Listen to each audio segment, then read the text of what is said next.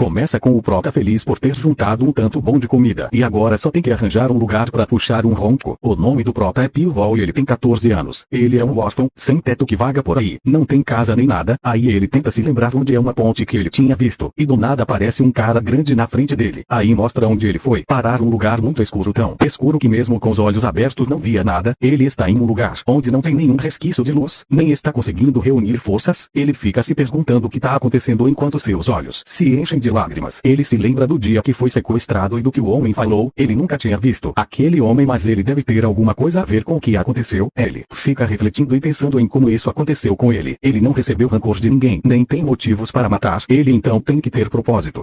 Aí o Prota fica lá sem se mexer falando seu nome, sua idade e os nomes dos seus pais. Ele se pergunta se perdeu a consciência ou estava acordado o tempo todo. Ele não sabe quanto tempo passou. Ele está com medo e sozinho. Não tem escolha a não ser se lembrar quem ele é para ficar são. Passa algum tempo e está com muita fome. Ele pensa que vai morrer de fome, ou vai morrer de fome ou ficar louco antes. Ele se pergunta se esse era o objetivo daquele homem. Ele mais uma vez se pergunta por que isso está acontecendo com ele. Mesmo ele sendo um índigo, sem nada no nome, não havia motivos para jogar ele naquele inferno. Ele recobra um pouco os movimentos, ele consegue mover a mão e também consegue respirar com mais facilidade. Finalmente os sentidos dele estão voltando. Ele percebe pelo cheiro que o lugar em que ele está é úmido e sente que o chão está frio e chega na conclusão que está debaixo da terra em um subsolo. Ele escuta o som de respingo de água e faz muita força para se mover para onde está a água. Ele se rasteja no chão, frio, ofegante, com os pensamentos que tem que sobreviver. Ele chega em uma parede de pedra e é daquela parede que está escorrendo a água e tenta forçar a parede com o dedo para saber se era sólida, mas se machuca. Ele acaba se estirando no chão e quando abre os olhos, vê alguém em pé na sua frente.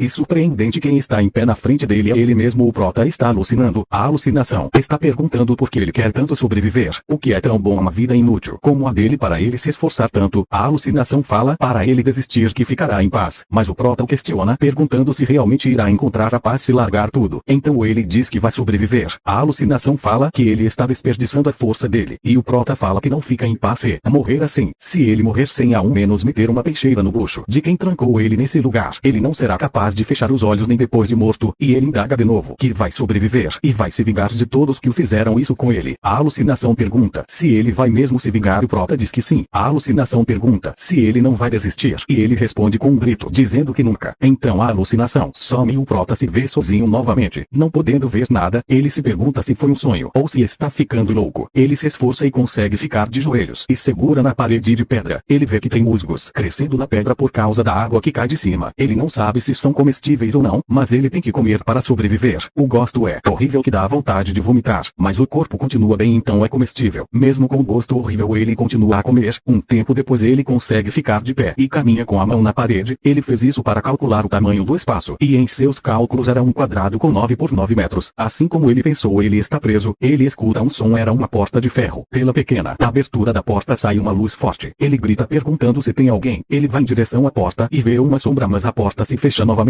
Perto da porta ele sente um cheiro de comida. A comida que tinha dado para ele era peixe podre, folhas de chá e a carne que restou de ossos de porco. Ele nota que são 5 tipos diferentes de alimentos. Ele nota que uma pessoa comer 5 tipos diferentes de comida era improvável, então não tem somente uma pessoa. Tem pelo menos 5 pessoas do lado de fora, 5 pessoas ou mais que prenderam ele por um motivo específico. Nesse caso há uma chance dele não ser o único ali, porque era ineficiente fazer um espaço desse só para prender ele. Ele pensa que pode ter pelo menos mais 5 pessoas em uma situação semelhante a dele. Ele pergunta qual o objetivo. O Prota dá uma cheirada e depois come. É ruim, mas era melhor que comer os musgos e come tudo.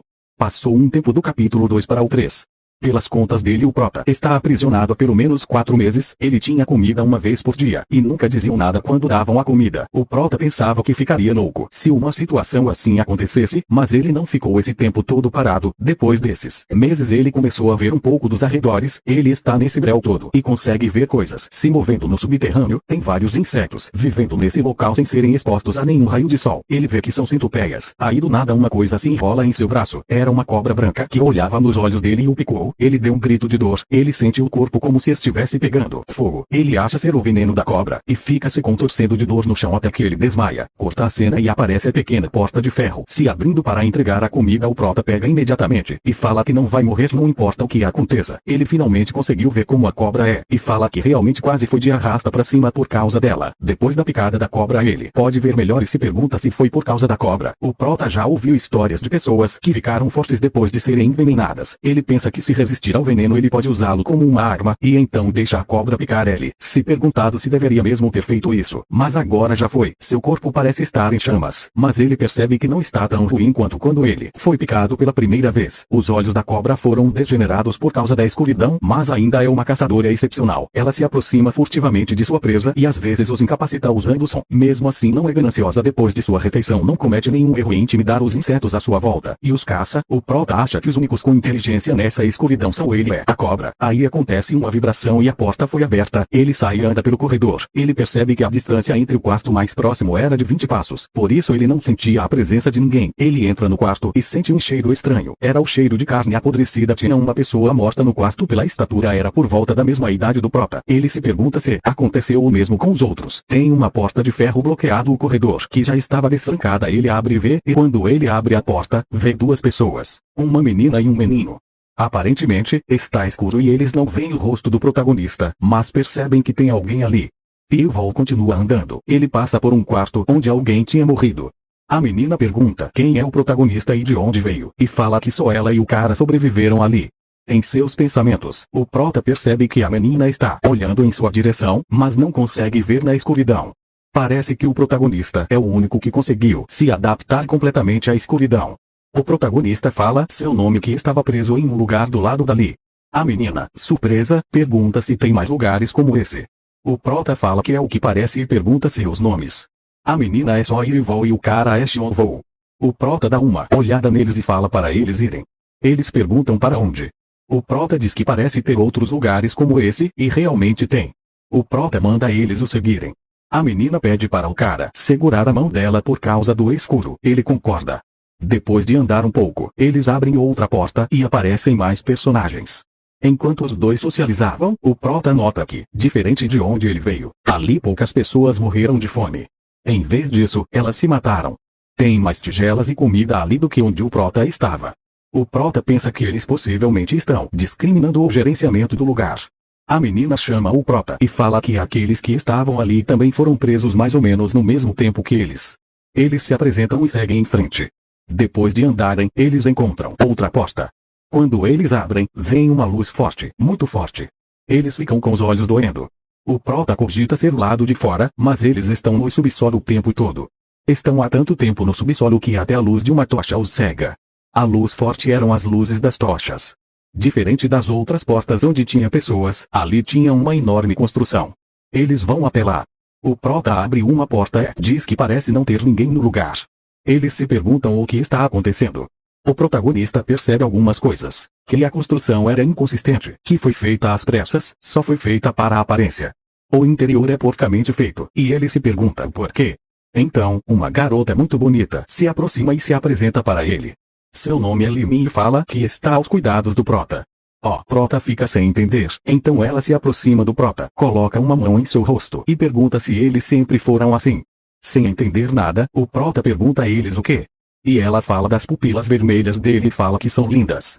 O prota se questiona sobre suas pupilas estarem vermelhas. O prota pensa se isso tem relação com a mordida da cobra e que não é bom ser diferente em um lugar como aquele.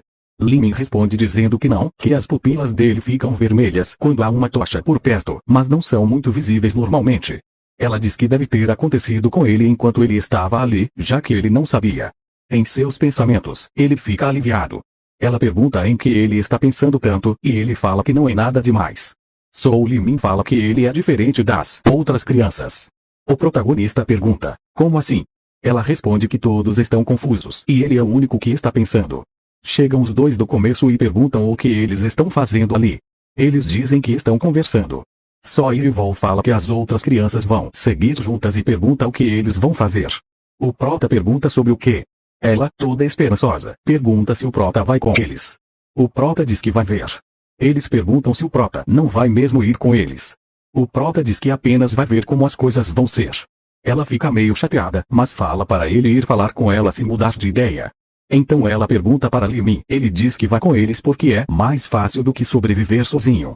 O protagonista pensa que, por terem ficado muito tempo isolados no escuro, não tem como eles estarem sãos da mente, e ele não consegue mais acreditar nos outros, então vai observar de longe por enquanto. Faz pouco tempo que as crianças viram os rostos uns dos outros. Vários grupos já tinham se formado. O grupo que só Yeol e Song Xiao como membros-chave, o grupo que Kang Lee lidera, o grupo que se reuniu com Yeon Jung como é o foco, o grupo com Go Young-san como seu líder, e uma criança que não é parte de nenhum grupo.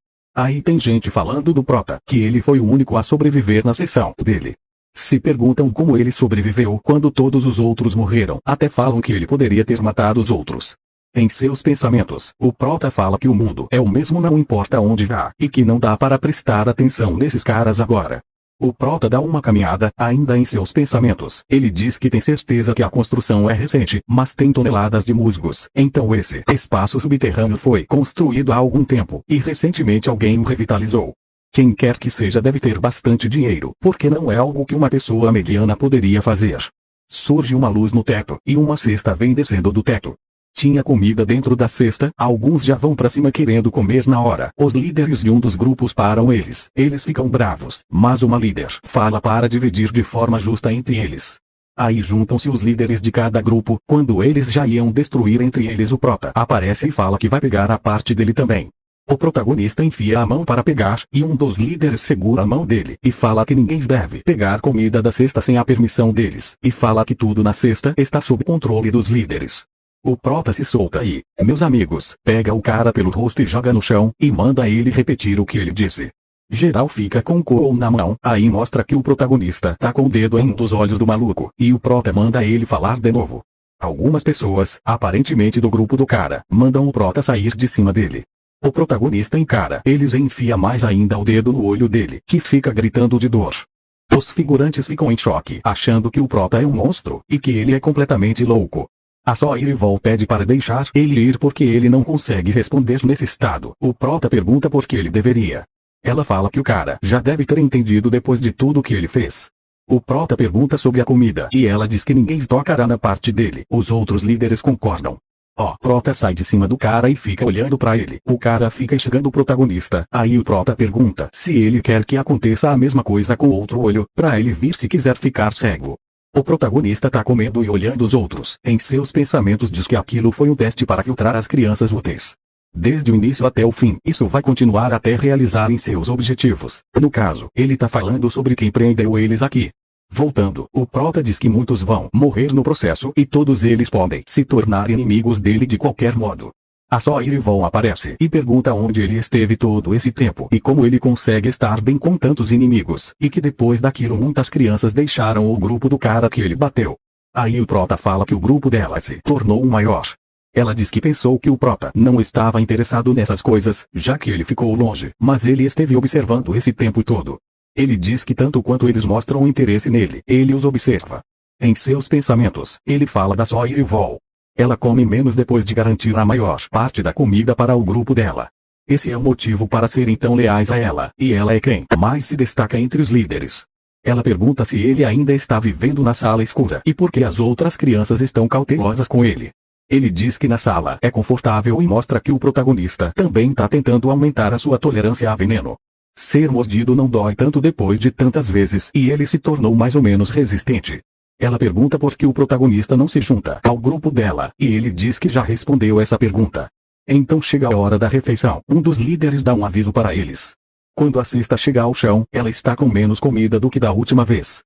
Se perguntam por que tinha só aquilo, mas o prota já esperava por isso. Um garoto que sobreviveu à última seleção e entrou no grupo da Yeol, ele tinha a menor estatura do grupo, mas compensava em tenacidade. Foi encontrado morto, aí mostra uns figura chorando falando que não vai perdoar quem fez aquilo. Todos já sabiam o motivo da morte dele. Foi porque ele era o mais fraco. O cara que lidera o grupo, junto com a Yeol, fala que eles se vingariam se soubessem quem foi, e ela diz independente de quem foi, essa não é a parte importante. O que importa é que um de seus companheiros morreu, ela quer se vingar de qualquer forma. O mais fraco de outro grupo irá morrer, então em seus pensamentos o prota diz que a guerra começou. Depois disso foi encontrado o mais fraco do grupo do Go Young-san, e era só o começo. Depois disso cada noite alguém era encontrado morto, em todos os grupos, e isso continuou a acontecer. Mostra o prota comendo musgos e dizendo que é horrível e nunca vai se acostumar, e dizendo que as crianças famintas ainda não chegaram tão longe, mas ele tem certeza que a paz vai acabar em breve. O prota vê uma luz e percebe que tem gente indo onde ele está, são pelo menos 4. Em seus pensamentos, ele diz que não tem como eles pararem ali por acidente. Um pergunta se esse lugar é, o outro fala que sim, eles estão atrás do prota. Quem está no meio desse grupo é o cara que o prota acabou com o olho. Ele fala que já matou 2 pessoas e agora é hora de se vingar. Enquanto eles estão caminhando, um deles diz que foi mordido na perna e cai no chão. Os outros se perguntam o que aconteceu. Outro cai, o figura caolho fica enxergando mandando o prota aparecer. Surgindo das sombras, o prota dá um mata-leão em um deles. O cara manda ele soltar. Enquanto dá o mata-leão, o prota em seus pensamentos diz que só mais um pouco e o cara morrerá. Aí ele se tornará um assassino. Ele pensa que talvez não tenha problema matar ele agora, então ele mata porque terá que matar alguém mais cedo ou mais tarde.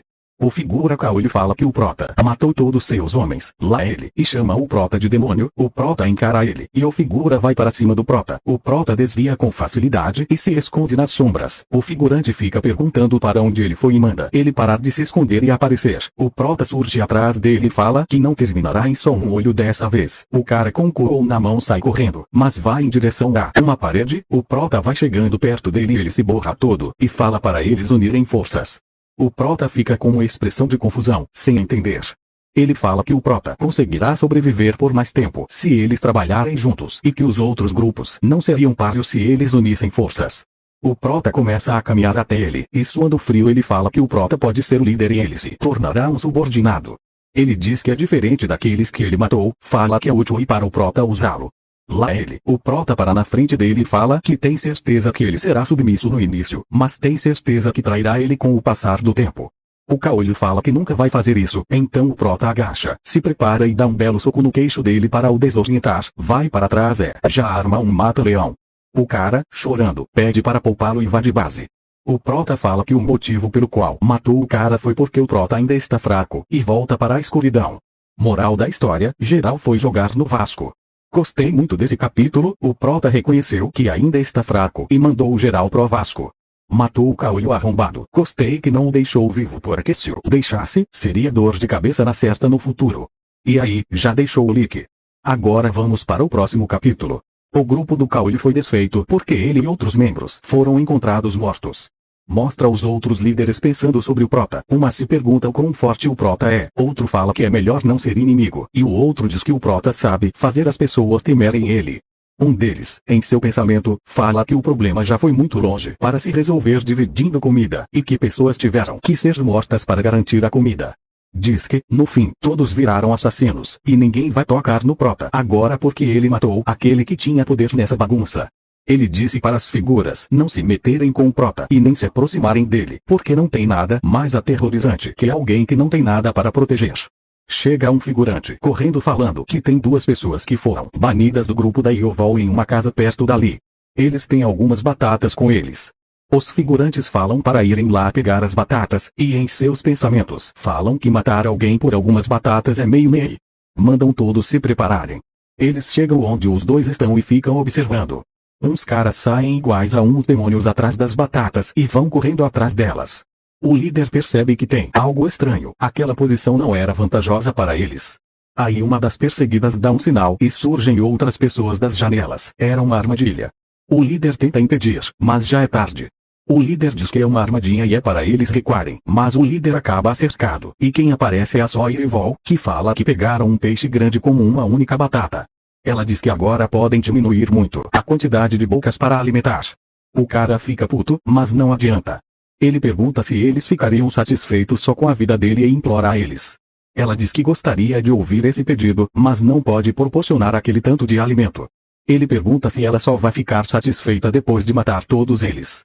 Ela diz que ele teria feito o mesmo no lugar dela. Eu também acho. Ela dá ordem para matar todos, e os figurantes começam a cair na porrada, é soco, pedrada, um dando uma paulada na cara do outro. Enquanto geral tá se matando lá embaixo, mostra o prota suavão em cima de um prédio. Ele tá entendendo bem a situação, em seus pensamentos ele pensa que batalhas usando o terreno, usando atalhos e truques, construir um lugar quase impenetrável. A pessoa que construiu o lugar quer que eles se acostumem com aquilo e usem para matar pessoas. Diz que estão tentando torná-los úteis para usar em um terreno como aquele no futuro. Como tem uma grade de casa, então deve ser de algum clã ou uma figura bem importante. As consequências serão gigantescas se eles atacarem este lugar descuidadamente, por isso estão usando eles. Eles não passam de ferramentas que podem ser jogadas fora depois de usadas uma única vez. Aí o prota chega à conclusão de que estão criando eles para serem assassinos. Esse capítulo foi bem movimentado, emboscada, massacre e o prota ligando os pontos. Deixe o like se não deixou e vamos para o próximo. Mostra uns figura rindo e se orgulhando de terem matado os caras em uma emboscada e bajulando a chefe deles. Aí mostra a Limin, tava com saudade dessa linda, com as mãos tremendo, falando que ainda tá fedendo a sangue e fala que eles já se acostumaram a matar e se pergunta como eles conseguem comer tão casualmente com as mãos sujas de sangue de outras pessoas. Ela diz que é nojento e começa a chorar como um dia comum. Veio a cesta de cima com a comida aparentemente mais cedo do que o costume. A chefe fala para eles pegarem o máximo possível e os outros concordam. Toda alegre fala que finalmente vão ser capazes de comer a sua parte dessa vez. Fala que agora não tem nenhum grupo que possa impedir eles. Ela se pergunta onde o prota tá. Ele tá ao lado dela. Ela olha para ele e se pergunta por que ele tá com uma cara de coelho. Aí do nada saltam umas pessoas de lá de cima e começam a bater em todo mundo. Sem dó, com maldade, o prota levando paulada de todo canto. Em seus pensamentos ele diz que já esperava por isso, mas não imaginava que usariam violência desde o início. O prota percebe que não chamaria a atenção se agisse agora, e decide não chamar a atenção. Aparecem 3 pessoas com roupas diferentes dos outros, e com uns sacos na cabeça. O prota chega à conclusão de que eles estão no comando ali. Um deles dá o sinal para pararem de bater. Um deles se apresenta e fala que podem chamá-lo de Primeira Espada. Diz que as vidas deles pertencem a ele e serão todos regidos por ele. Um figurante tenta questioná-lo, mas perde a cabeça. Todos ficam em choque com o coleguinha indo à base. A Primeira Espada fala que não deixou ninguém abrir a boca. Mostra o sorriso colgate do prota, que nem sei como tá branco depois de ele ficar meses comendo musgos. Corta para os mascarados conversando. Eles dizem que apenas os mais perversos e os com melhores instintos de sobrevivência irão sobreviver dentre todas aquelas crianças, assim como eles desejavam. O mascarado pergunta qual deles é digno de atenção. O mascarado número 2 diz que é a Soirevol, como ele previu. Queria saber como esse mascarado pode ser essa parada, porque ela é líder de um grupo e tem bastante influência entre as crianças, e diz que tem que esmagar bem o espírito dela para que não se torne um problema no futuro. O mascarado número 1 fala para prestar atenção nela, para que ela nem sequer sonhe em armar uma rebelião. Falam dos outros 2 líderes, que são ofuscados pela Soirevol, mas se destacam em artes marciais. O número 1 pergunta para o número 2 o que aconteceu com o único sobrevivente da seção 1. O número 2 fala que ele tá vivo. O número 1 fala que a seção 1 era com as piores condições e menor quantidade de comida. Quem sobreviveu àquele lugar não é normal, e fala para o número 2 prestar bastante atenção nele. O número 2 sai, aí o número 1 fala que só restam 6 anos e eles têm que completar a missão antes disso. Ele puxa um pergaminho, fica olhando para ele e se pergunta por que seu capitão aceitou uma missão como aquela. Aí aparecem os requisitos da missão. Uma missão de assassinato, com prazo de 7 anos e recompensa alta. E aparece um mascarado número 3, dando um objetivo para eles. Era uma prova, quem chegar lá primeiro vai poder descansar 2 horas, e quem chegar por último irá conhecer o verdadeiro inferno. Eles começam a correr. Os dias impiedosos continuaram. Os dias eram cheios de treinamentos para se tornarem assassinos. Quem não puder aguentar o processo irá morrer antes mesmo de ver o mundo exterior. Novamente, devem fazer o que for necessário para sobreviver. Quem chegou primeiro foi a Soirevol. Os mascarados estão conversando. Um diz que a Soirevol é a mais excepcional. Ela tem uma inteligência notável. Suas habilidades físicas e coragem são de primeira linha. E dizem que o prota tá na média, que até agora não mostrou nada que o destacou dos outros. O mascarado número 1 diz que talvez esteja enganado e que estava esperando muito dele, já que ele foi o único sobrevivente do setor 1. Mesmo assim, o mascarado 1 manda ficar de olho nele. Corta para a Soirevol perguntando por que o prota ainda tá lendo uma técnica chamada técnica de cultivo da divisão de trovões. Ela diz que ele já aprendeu o suficiente dessa técnica e que os instrutores nem estão fazendo eles lerem mais. O prota diz que só deu vontade.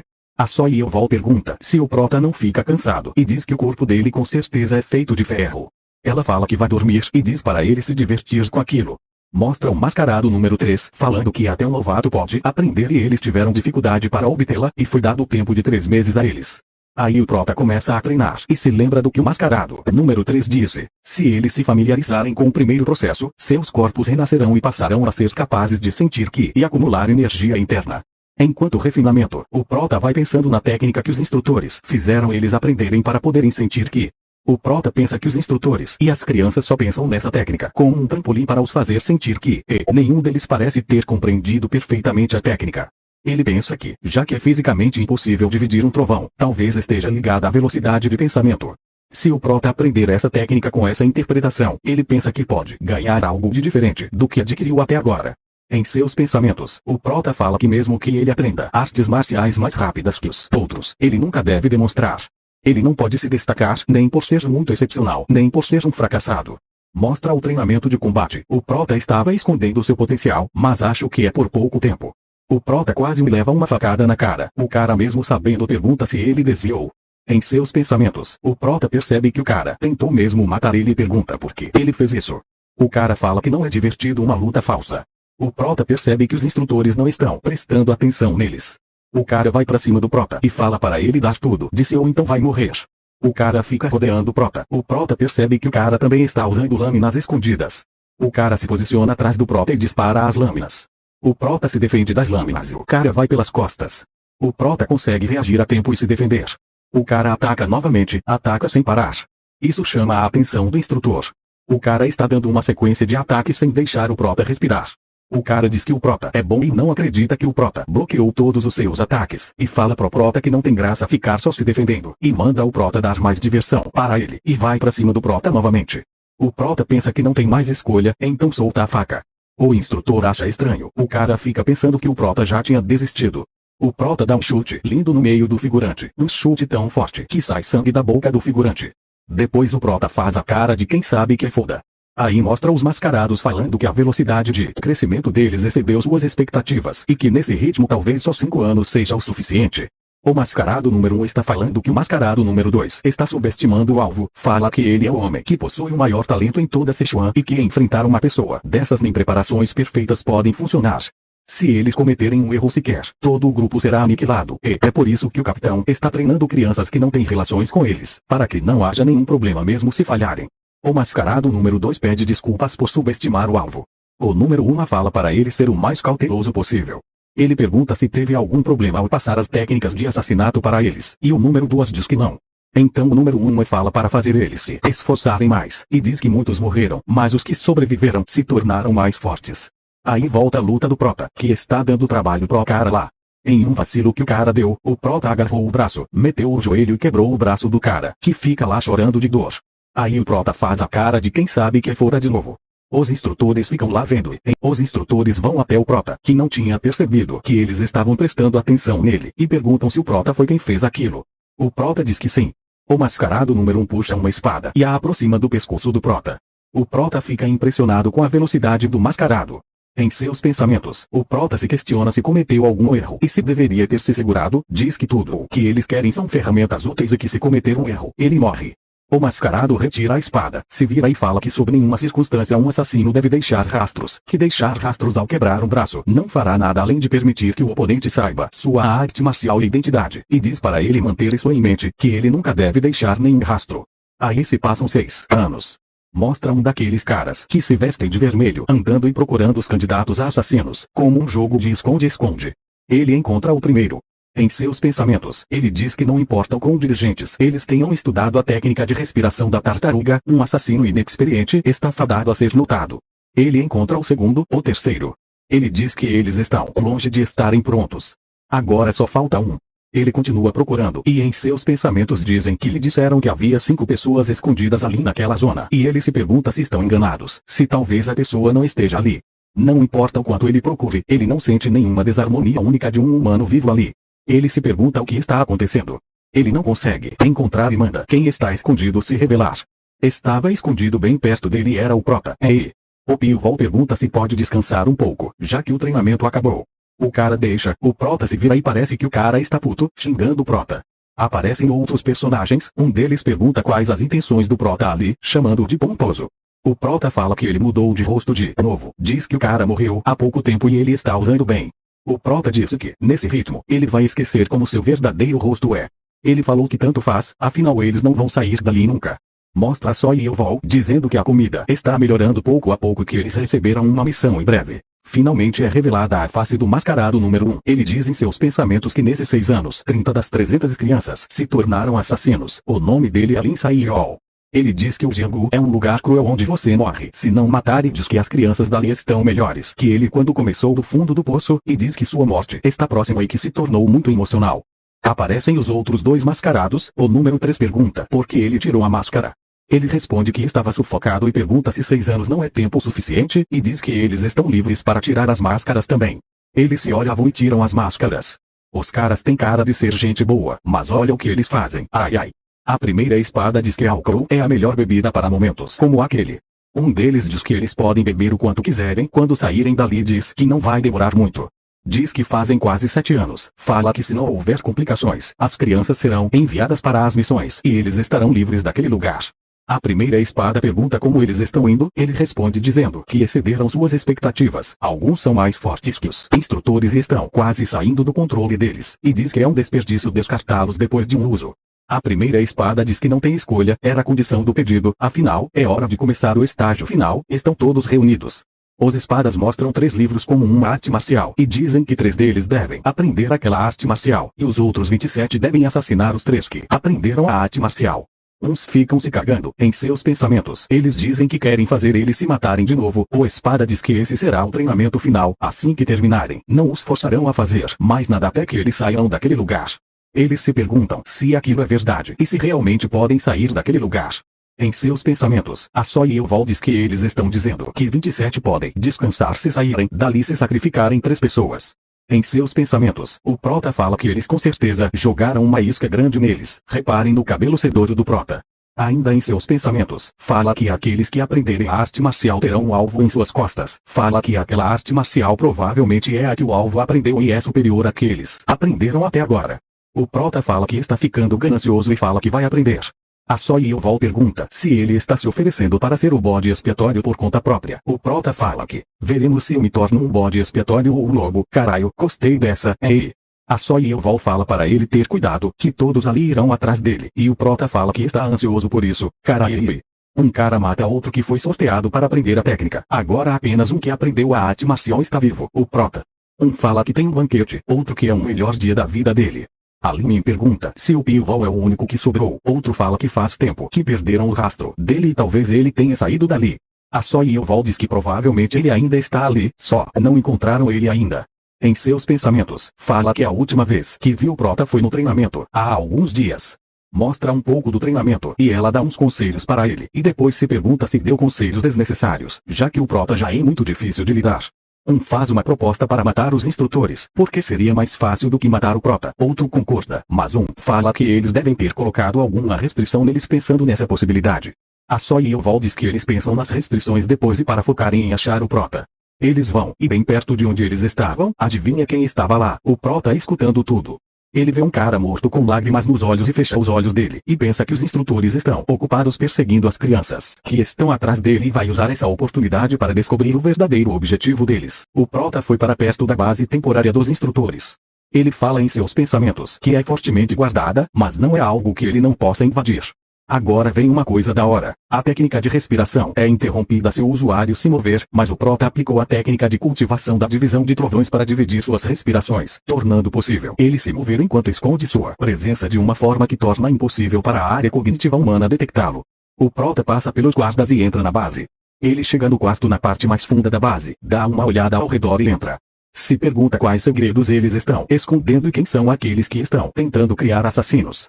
Ele vai mexendo em uns livros e também se pergunta onde fica o lugar para sair dali.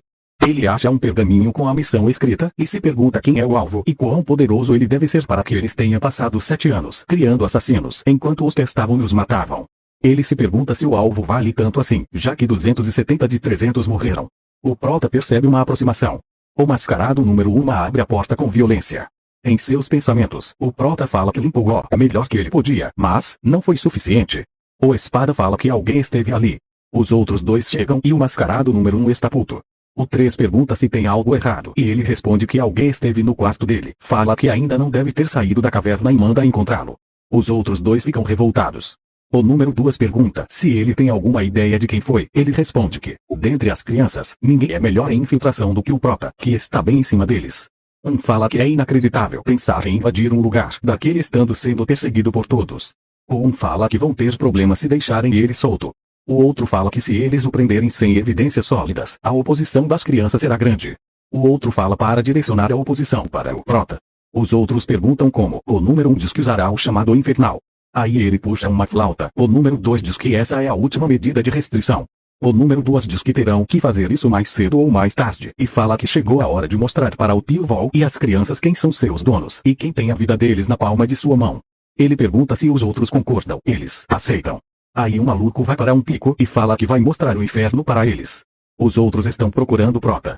A Soyevol fala que mesmo eles usando as habilidades de rastreamento, não encontram nenhum traço do prota e se pergunta onde ele pode estar. Aí vem o som da flauta. Geral começa a sentir dor, uma dor tão forte que ficam se contorcendo no chão. A Lini, que está chorando, se pergunta o que está acontecendo. De repente, ela sente como se insetos estivessem comendo todo o seu corpo. O prota aparece de boa na frente dela e fala que eles ativaram a restrição. Geral se contorcendo no chão, o prota fala do barulho estridente e agudo, diz que os caras atiraram a restrição, mas para o prota é apenas uma pequena dor de ouvido. Ele se pergunta por que é o único bem e a Lini parece que tá em outro gênero de mãe vai. O prota quer descobrir o motivo. Ele faz uma infusão de energia interna na Lini, que é um ato extremamente perigoso, mas não vai ter muitos problemas, porque os dois criaram a mesma técnica. Ele percebe que não há nenhum problema com a energia interna dela e se pergunta o que ele tem de diferente dos outros. Eles comem a mesma comida, ficam no mesmo ambiente e treinaram a mesma arte marcial. Ainda se pergunta o que poderia ser. Ele pensa que talvez fosse o veneno, porque se a restrição tiver a ver com veneno, faria sentido ele estar suave, já que ele adquiriu resistência a veneno depois de ser mordido várias vezes pela cobra. Ele se pergunta como eles fizeram para acordar o veneno no corpo de 27 pessoas ao mesmo tempo. Fala que é impossível ativar veneno apenas com som. Ele se pergunta se, ao invés de veneno, o que tiver no corpo deles for um inseto venenoso. Ele pensa que talvez eles tenham colocado um veneno que alimenta esses insetos na comida deles, estimulando-os através do som. Aparecem os caras de vermelho. O prota se pergunta o que ele deve fazer, se deve correr ou não. Ele resolve não correr, porque eles podem descobrir sobre a resistência a veneno dele. Assim como esteve fazendo, ele não pode deixá-los achar que ele é diferente dos outros. Então ele se joga no chão e faz seu melhor papel de ator na sua vida. O cara o reconhece. Veja só, o cérebro do cara briga, porque teoricamente era para o prota estar lá na base dos mascarados, porque não tinha como ele sair.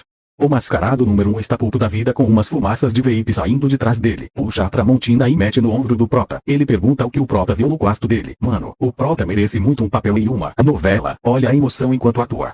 O mascarado fala que ele com certeza conseguiu escolher 10 seus talentos até agora. Ele fala que o prota perderia o corte conforme crescesse e fala que um incômodo igual a ele é melhor morto, e arranca a espada com uma violência desnecessária. Quando ele ia mandar o prota pro além, o mascarado número 2 para ele. Ele diz que o prota é um especialista em infiltração e precisam dele para a missão. O número 1 fala que as outras crianças são suficientes, aí o 2 fala que ele sabe que isso não é verdade. Ah, só pra avisar que o número 2 tá falando isso gritando. O número 1 pergunta se ele acha que é fácil controlar o prota. O número 2 fala que podem manipular ele o quanto quiserem, já que eles têm o chamado infernal. Coitados, kkkk. Eu conto ou vocês contam. Continuando, ele diz que é nítido quão impotente o prota é diante do veneno amaldiçoado. Enquanto isso, o prota está integrando uma atuação digna de Oscar. Aí, na moral, se tá vendo o vídeo até aqui, comenta umas palmas aí pro prota. Ele merece, tá? Voltando, o número 1 se acalma e fala para darem o antídoto para eles. Eles se perguntam o que acabou de acontecer, e o mascarado número 1 fala que a culpa deles terem se ferrado era o prota, e fala que isso nunca teria acontecido se ele não tivesse invadido a base deles. E fala que se alguém fizer isso de novo, todos vão passar pela mesma dor novamente. Corta a cena e o prota está sozinho, dando aquela meditada. Então ele chega à conclusão de que o veneno da cobra subjugou o veneno amaldiçoado, e fala que, graças a Deus, ele foi capaz de escapar da restrição. Mostra os 3 patetas atrás do prota. A Soyevol fala que o lugar é nojento e não acredita que o prota morre ali voluntariamente. Fala que já foi dado tempo para descansar, mas ele passa todos os dias se isolando em lugares como aquele para treinar. O cara diz que não dá para saber o que passa na cabeça dele, rejeitando a companhia dos outros. É escolher ficar naquele lugar deprimente. Ou seja, praticamente um otaku. A Soyevol fala que ele é doido por geral depois daquilo, então não tem muita escolha para ele. O cara fala que é muito difícil achar ele e pergunta onde diabos ele está se escondendo, e o prota aparece atrás deles, perguntando por que estão procurando ele. Mano, será que dão escova e pasta pra eles? Porque 7 anos comendo comida duvidosa, e sem escovar os dentes, e geral com sorriso com gato, se não, hein? Os 3 patetas levam um susto. O cara fala que quase morreu de susto, e fala para ele não andar por aí com a presença oculta. A Soyevol diz que eles querem conversar. O prota pergunta sobre o que? Ela fala que é sobre a restrição. Ela pergunta se quer saber se o Prota sabe o que é. Ela diz que o Prota não estava lá quando eles descobriram, mas estava quando eles acordaram, o que significa que ele se aproximou deles depois que a restrição estava ativada.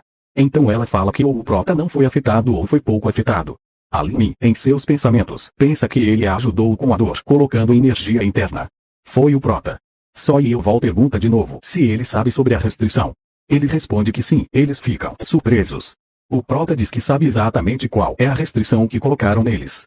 A Só Yeovol, desesperada, fala para ele dizer a eles. O Prota pergunta por que ele deveria, porque se daria o trabalho de contar a eles e como isso o beneficiaria. O cara chama o Prota de filho da puta e pergunta se é assim que ele trata seus companheiros. Aí o Prota responde que companheiros não perseguiriam e atacariam uns aos outros com tanto entusiasmo, e pergunta se eles concordam. Essa pegou eles de surpresa. O cara fala que serão companheiros a partir de agora e jura que não importa o que aconteça, ele nunca vai abandonar o Prota e sempre vai considerá-lo um amigo. Ele fica lá achando que arrasou, e as outras duas ficam olhando para ele.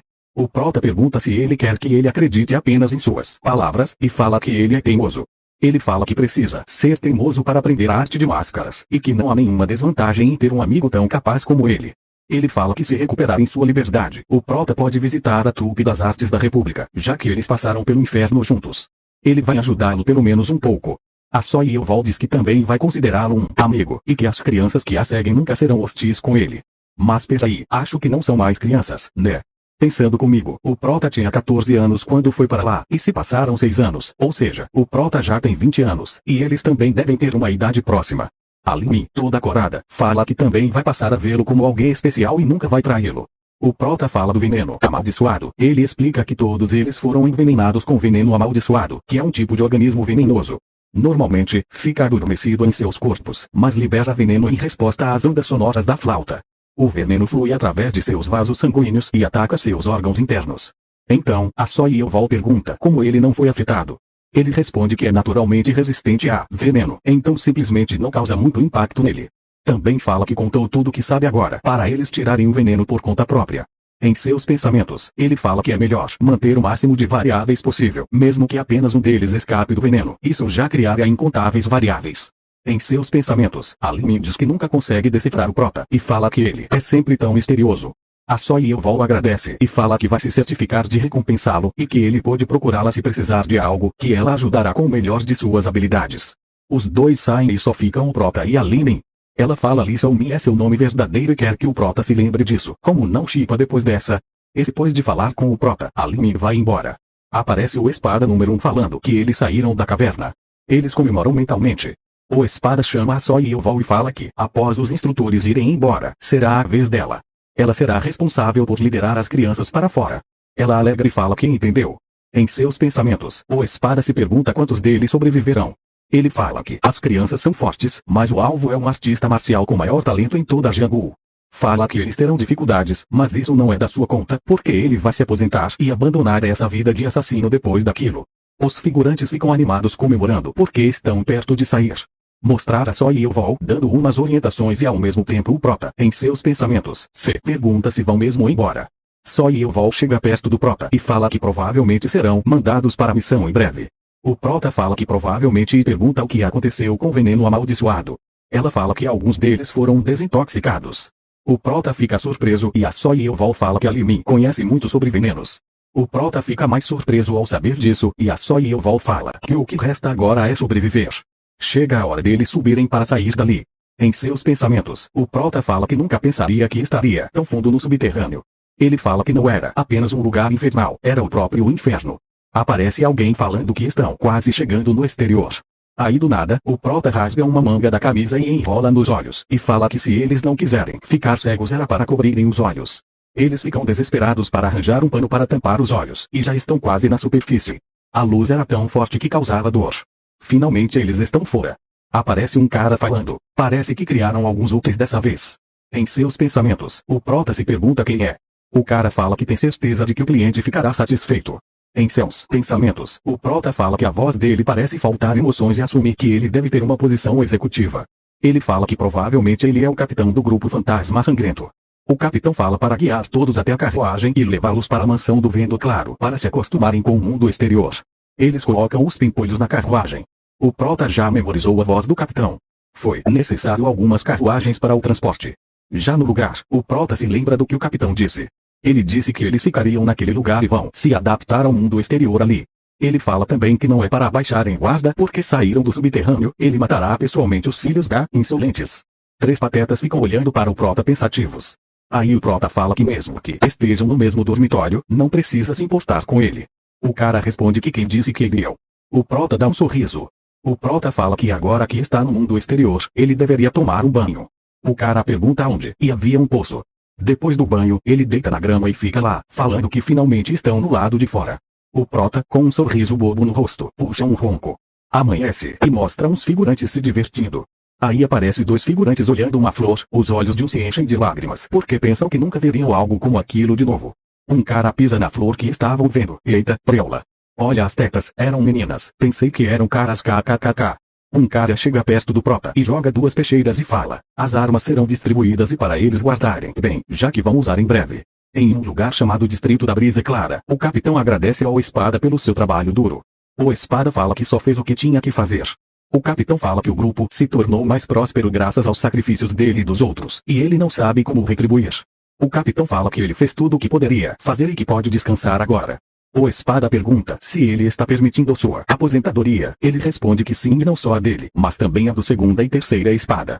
O Espada agradece. O capitão fala que não é nada demais e fala que ele sempre deu tudo de si pelo grupo Fantasma Sangrento, então isso é o mínimo que ele pôde fazer. O Espada fala que as crianças são um desperdício, que eles têm muitos talentos para serem descartados após um único uso. O capitão fala que fala que é uma pena descartar esses tipos de talentos, porém não tem outra escolha. A relação das crianças com eles terminará ali. O Espada pergunta se ele descobriu quem é o cliente. O capitão fala que não e diz que ele não deveria cruzar essa linha se quiser permanecer nesse negócio. Fala que não há por que irritar um figurão que está disposto a pagar 500 mil de ouro por um pedido. Até que o grupo Fantasma Sangrento esteja grande o suficiente para competir com o maior grupo de assassinos de Jianghu, eles têm que ser muito cautelosos. Fala que o grupo dará um enorme salto ao conseguir completar esse pedido, assim será possível alcançar o maior grupo de assassinos. Corta para o prota, segurando a Tramontina, o cara pergunta no que ele está pensando tanto e pergunta se ele está tremendo de medo agora que eles vão à missão. O prota fala que de certa forma, o cara fala que o prota está mentindo novamente e que não tem como ele estar com medo e que os outros ririam dessa piada. O prota fala que ele que parece estar tremendo, considerando que ele está falando mais que um normal. O cara pergunta quem está tremendo, e fala que não há nada que ele queria mais do que ir nessa missão o mais rápido possível, e sente que será recompensado por todo o sofrimento que ele passou ao cortar a cabeça de alguém. Alguém manda eles saírem para fora, e fala que todos vão furtivamente para um lugar. O prota fala que finalmente, olha o drip do prota, aparece a quarta espada, falando que eles estão o seguindo sem se prenderem, fala que o irmão sênior os ensinou bem. Ele fala que as crianças não perdem em nada para seus membros normais. Eles param em um penhasco. A quarta espada fala para eles se esconderem. Ele fala que o objetivo deles está em uma montanha próxima dali e que se escalarem a montanha de acordo com suas instruções, eles verão uma mansão idêntica que eles viveram. E entre as construções o homem dentro do Palácio Lunar Brilhante é o alvo deles. As crianças estão furiosas, falando que já memorizaram aquele caminho milhares de vezes, e se perguntam quem é o desgraçado que os fez ficar 7 anos presos para serem treinados como assassinos. Aparece uma mulher em um jardim, ela toca em uma flor e ela se desintegra. Aparece uma velha perguntando se ela está sozinha novamente. Essa velha é a líder do clã Emei, a mestra anciã do brilho. Ela chama a velha de mestra e diz que veio ali porque a brisa estava ótima. A velha fala que ela é tão desnecessariamente sentimental como sempre. A velha pergunta se ela ainda se ressente dela, ela fala que só está incomodada. Essa aí é discípula da velha, seu nome é Yun Selhan.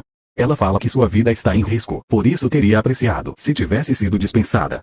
A velha fica furiosa e fala que ela está falando em um tom bem alto e desrespeitoso. Fala que ela deve ter se esquecido de quem a acolheu quando era uma criança mendigando nas ruas, de quem lavou, alimentou e ensinou cada arte marcial que mudaram quem ela é hoje, e fala que depois de tudo isso ela quer ser dispensada. A discípula fala que foi só uma ideia. Ela fala que é claro que o discípulo deve seguir a vontade de seu mestre e que ela não deveria ficar tão irritada assim, que é ruim para a saúde.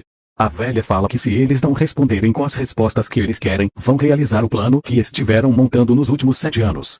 Ela fala que está sempre pronta para seguir a mestra, em seus pensamentos fala que ela parece estar sob muita pressão e fala que é lamentável. Chega uma das discípulas, correndo falando que receberam uma carta. A velha pergunta o que tinha na carta, e ela fala que eles aceitaram a proposta que eles queriam. A velha fica feliz, e aparentemente a discípula se lamenta. A velha fala que tudo depende da discípula agora, que o destino da seita depende da performance dela. A discípula fala para não se preocupar, que ela vai cumprir seu papel. A velha, em seus pensamentos, diz que é uma pena que ela não possa torná-la sua sucessora e que seu uso seja limitado a uma ferramenta política. A mulher pergunta como devem lidar com aquele assunto e sim, ela era a cliente. Corta para a terra, onde todos estão escondidos. Em seus pensamentos, o prota se pergunta quanto tempo se passou e se já é de manhã. Fala que o assassinato ocorrerá à noite, então ainda tem tempo. O prota fala que está mais acostumado com a escuridão do que com a luz e agradece que pode descansar enquanto fica de prontidão. O prota nota algo errado e tem um mau pressentimento. Alguém perto do prota é atingido por uma lança vindo de cima. O prota fica em choque. Aparece quem enfiou a lança e o cara fala que era verdade. Assassinos estavam escondidos ali. Ele fala que como assassinos ousam se esconder ao redor da montanha Kingshen e que eles deveriam valorizar suas vidas. Ele fala que os assassinos estavam ali para invadir a seita e fala para matarem todos. Em seus pensamentos o prota fala que eles estão em desvantagem e fala para recuarem. Agora como se comunicaram eu não sei, deve ser uma técnica. Então eles saem da terra. Os caras vão perseguir eles. Um maluco arremessa uma lança que varou um menor e pede outra lança e acerta mais um e outro. Agora ele vai tentar acertar o último. Lança com uma força desnecessária, mas o prota se defende. Faz uma manobra no ar e mete uma bicuda monstruosa na lança. Os caras ficam se perguntando o que passou por eles. O prota aproveita a distração deles e já dá um quadraquinho lindo. E a lança que o prota chutou ainda arranhou o cara que lançou. O cara manda geral ir atrás do prota. O prota em seus pensamentos fala que é impossível matar todos e que precisa sair dali primeiro. O cara da lança foca vendo um dos assassinos agonizando, dizendo que quer viver e se pergunta o que fez de errado. O cara da lança fala que invadir o clã dele apesar de serem meros assassinos. Isso que ele fez de errado. O prota tá dando fuga e em seus pensamentos se pergunta como eles sabiam que eles estavam ali e que eles não viram ninguém no caminho deles quando foram para a montanha e diz que alguém vazou a informação. Ele diz que ele é o único deles que sabe a identidade do alvo. Então se pergunta quem é o culpado. O prota fala que provavelmente a quarta espada e seus subordinados recuaram antes deles serem emboscados e chega à conclusão que a razão pela qual eles os deixaram ali para serem emboscados foi para queimarem evidências. Aí vem uma chuva de flechas no prota. Ele desvia de umas mas é atingido por outras. O prota se pergunta se tinha algum conflito dentro do grupo fantasma sangrento ou se o cliente mudou de ideia. Ele fala que uma coisa é certa. O grupo fantasma sangrento os abandonou. Aparece um rastro de sangue até a beira de um penhasco e um figurante com arco e flecha. Se perguntando onde ele foi, o prota salta de cima de uma árvore e grava a tramontina no pescoço do figurante sem dó e fala que precisa sobreviver por conta própria. Aparecem outros figurantes falando para seguir o prota. O prota se joga na água e quando vai para a terra firme encontra uma mensagem falando para ir 600 metros para o norte. Ele anda e encontra outra dizendo para ir 1.200 metros ao nordeste. Ele percebe que tem sangue na pedra e se pergunta se quem escreveu a mensagem está ferido. Ele afirma que com certeza é sério e que a pessoa está em condições críticas. Aparecem os figurantes procurando os caras, e em seus pensamentos o prota fala que não consegue acreditar que eles criaram uma rede inescapável em plena luz do dia só para matar alguns assassinos. Devido aos diferentes uniformes, ele chega à conclusão de que diferentes clãs estão participando. O prota percebe um ataque pelas costas, mas desvia e vê que era a Limin.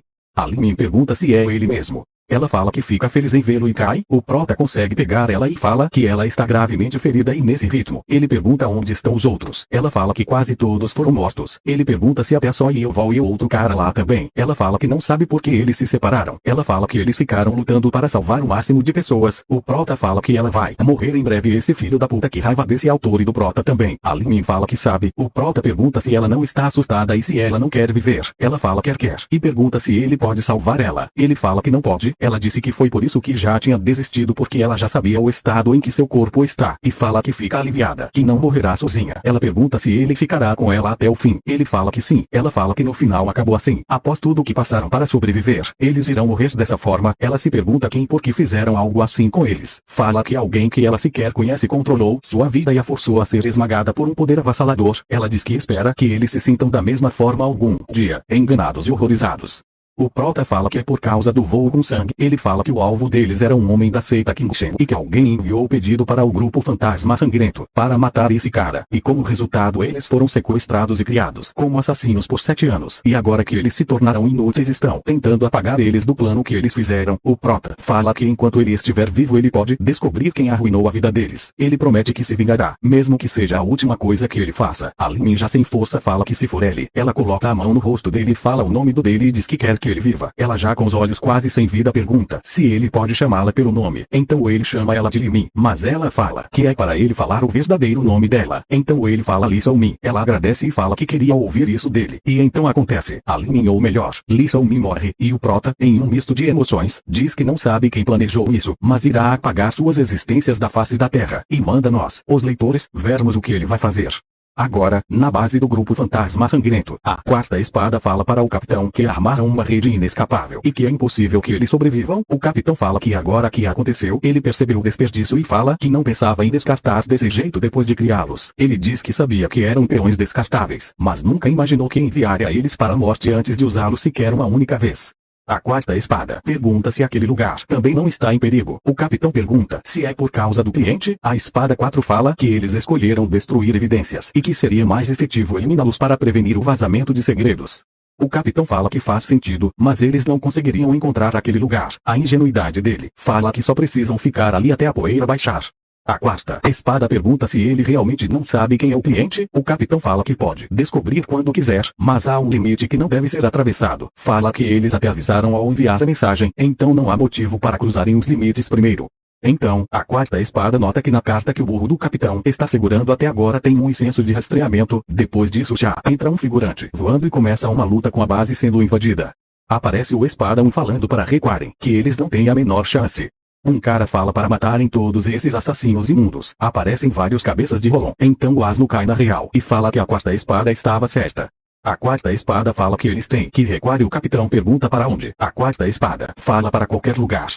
O capitão fala que eles estão atrás dele, já que ele é o alvo. Eles provavelmente não deixaram nenhuma rota de fuga e fala que eles cruzaram os limites. Tira a peixeira da bainha e vai para cima. Os carecas vão perdendo a cabeça e fala que eles serão devorados por eles caso os mordam.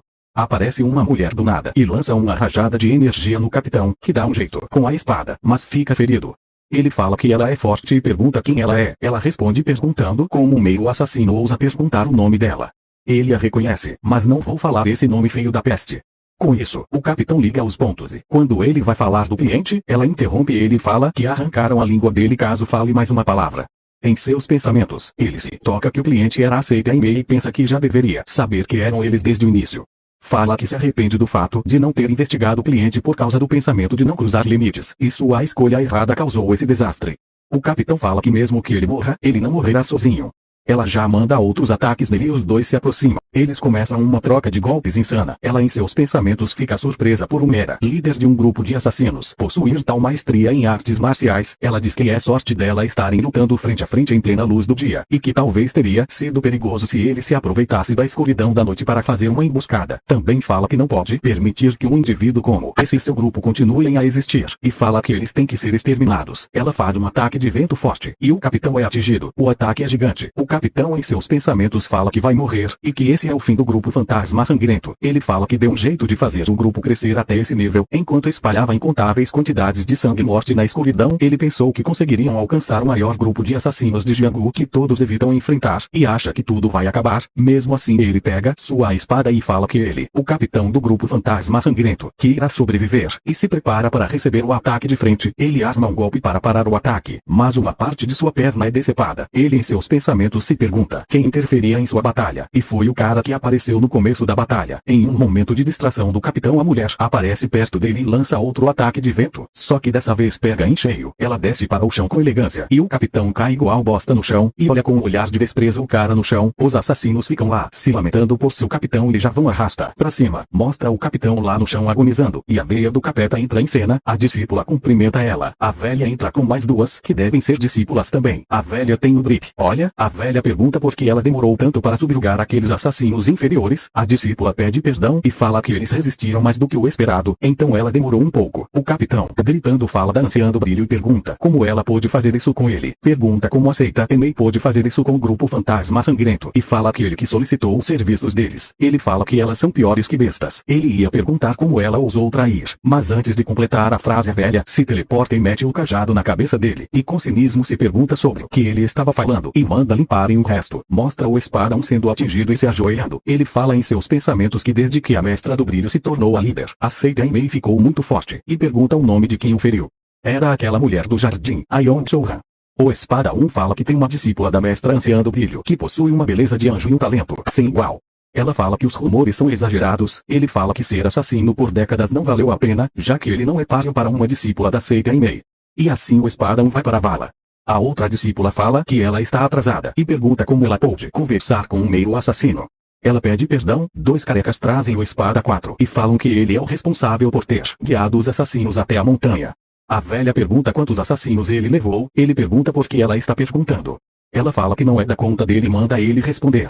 Ele diz que não sabe também. Ela pergunta se ele ousa mentir na frente dela. Ele fala que mesmo se soubesse não falaria. E pergunta se ela realmente achava que ele ia falar alguma coisa depois de tudo que ela fez ali. A velha do capeta fala que ele age como se tivesse alguma resiliência, apesar de ser um mero assassino. Coloca a mão na cabeça dele e faz um bagulho muito louco que deve doer muito. Ela pergunta de novo quantos eram. Ele, com muita dor, fala que foram 28 e fala para matarem ele. A velha solta ele, que vai de base. A velha pergunta quantos já morreram. A discípula fala que 24. A velha fala para matar os 4 restantes e eliminar todas as variáveis preocupantes. A velha fala que o papel da discípula agora é crucial e pergunta se ela entende isso. Ela fala que entende. A velha fala que vai enviar alguém até a seita King para organizar o casamento assim que o assunto estiver resolvido e fala para ela preparar o coração e o corpo para o casamento. Ela fala que sim. A velha fala que é tudo pelo bem da seita. Corta para uma floresta, e o prota andando nas árvores. Ele para perto da base da seita Kingshen e fala que eles estão vigiando fortemente a saída. Nesse caso ele vai entrar por dentro. Ele fala que se eles querem que eles morram como inimigos naturais de Jianghu, ele fará como desejam. Ele será o seu pior inimigo. Esse